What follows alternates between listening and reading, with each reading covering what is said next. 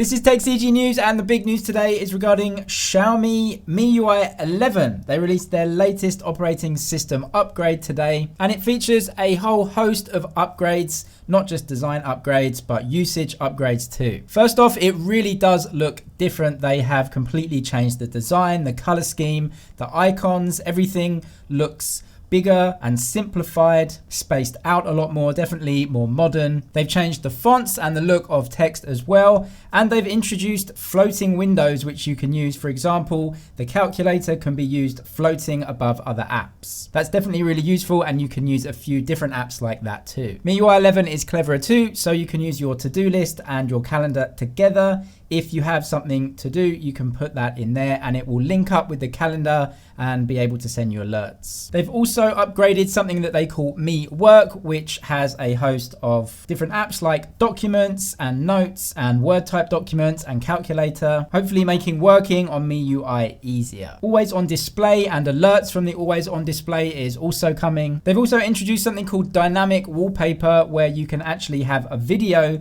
that plays in place of your wallpaper. It's a little bit distracting, but you might like it. They've also added a cleverer keyboard, and also the smart assistant is getting an upgrade too, and that will integrate with the new MIUI 11. Thanks to Let's Go Digital, we have seen a render of a patent filed by Oppo. This design features a completely bezel-less, sideless display. It has a wraparound OLED display, much like we've seen on the Mix Alpha released by Xiaomi recently. What's different about this display is it also curves around at the top and bottom too. How far it goes around the top and bottom is unknown, because you presumably do still need ports down there, at least USB-C, but this is a patent and definitely not even a concept as yet from Oppo. A leaked benchmarking report that came out today points towards a design change for the Galaxy S11. This information points to the Galaxy S11 getting a longer display, an aspect ratio of 20:9. This is becoming more and more common. We're seeing it in more phones. The Reno Ace has a 20:9 aspect ratio.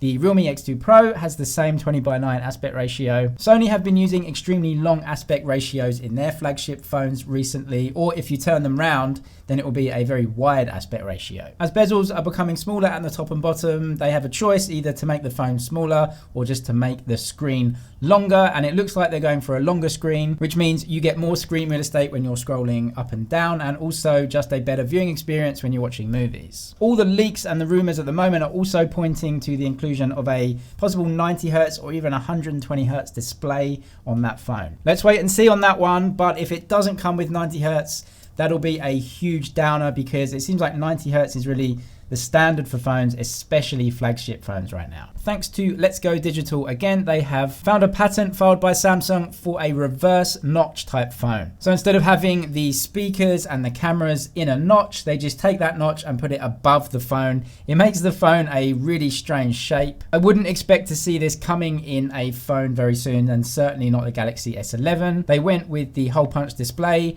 and from what we know from a lot of other manufacturers as well, a lot of manufacturers will be using that hole punch display next year and probably not going with that design. Vivo are looking to release a new phone under the iQOO branding. This is their gaming phone brand. The name is still yet unknown, but it could be the Vivo iQOO Qingchunban, which is translated as the Lite version. The Antutu scores have been leaked online today. Apparently it uses a Snapdragon 855. Vivo currently have the iQOO, which uses a Snapdragon 855, the iQOO Neo, which uses a Snapdragon 845. So this one is looking to come somewhere in between those two phones. Huawei may look to feature Harmony OS alongside Android in some upcoming phones. It's still unclear exactly how that would work, how you can have two operating systems on one phone, or whether they'll give people outside of China or inside of China a choice between Android and Harmony OS that's actually loaded onto phones. This story is a little bit sketchy at the moment, but obviously Huawei have a big problem. At the moment, it's really difficult for them to sell phones outside of China, and they're just looking for a solution. And lastly, we finished with the Realme X2 Pro, which will be unboxed very soon, so watch out for that one.